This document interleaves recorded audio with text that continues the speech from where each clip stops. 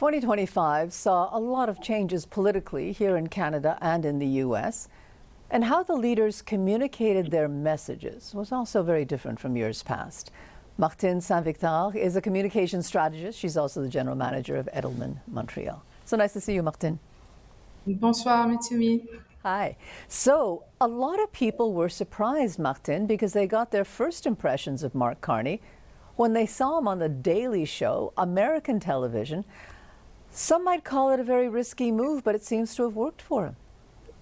It's worked, and I'm glad you brought it up because we have tendency to forget about it because it happened in January, so almost exactly a year ago. And you're right, it could have been risky. It was a talk show, a late night talk show, but it was obvious that he was signaling to President Trump that he could play the same game as he does, which is using the media to his advantage. And he was very relaxed, very cordial, showed a lot of charisma, which maybe we don't necessarily naturally associate with a banker. So it was an introduction to both US audiences and a reintroduction to Canadian audiences, and it paid off. Another thing that was interesting, Canadians, we're not used to doing the kind of flag waving that we see the Americans do. But Mark Carney was able to bring Canadian pride to the forefront. He used baseball hats. He used hockey expressions. Yeah, the hockey was particular because in his campaign, in one of the commercials, we saw him skiing with Mike Myers. So going to get, one of these great Canadians who lives in the US. So again, the symbol was very strong. But Mr. Carney got help from Doug Ford, for example, the Premier of Ontario, with that baseball hat that said Canada is not for sale. It became a best-selling item, something that we wore with pride. And Mitsumi, you're right to bring it up, that this is not our style. But we really were fighting, fire with fire. And in my head, I have the cover page of New York Magazine at one point this year, and the title was, "You have no idea how mad Canadians are." And that's right.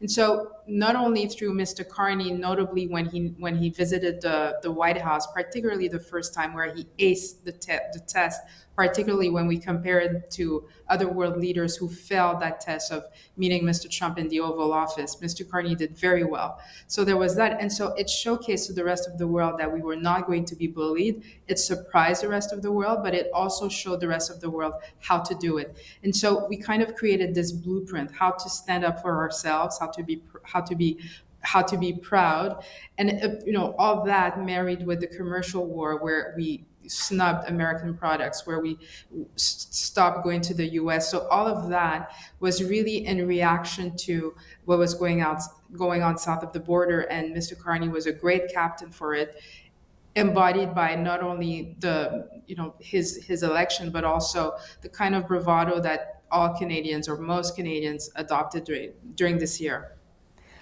And then, Martin, we get to Donald Trump. Now, he has mastered the art of getting attention, and a lot of politics these days has become about getting attention, right? Well, he's using a technique that we call flooding the zone, right? So that means news after news after news after news. This is why Washington correspondents are so tired, because they're writing a story, they're about to publish it, and then another one comes out. So it's one story that's more outrageous than the other. And so this is why we have to make sure we focus on what really affects us. The Globe and Mail did this great piece a couple of weeks ago, and it was 29 ways that Canada has changed since Donald Trump took office. And these were economic ways, but I think we could also make the exercise with cultural ways, social ways. And so we've really been affected. This is why it's important to cover US news and to pay attention. And I want to get to the cultural aspect of things as well, aside from politics, because another interesting thing this year is this new luxury is to post and share less on social media. It's quite a shift, though, from oversharing, and everybody was showing everything. What does this mean for the future of social media, do you think? Yeah, it's quite a shift. I don't know if you remember in 2006, Time Magazine's Person of the Year was us. It was you. It was me. And so it was to symbolize the rise of social media. And here we are almost exactly 20 years later, and there's kind of a reverse.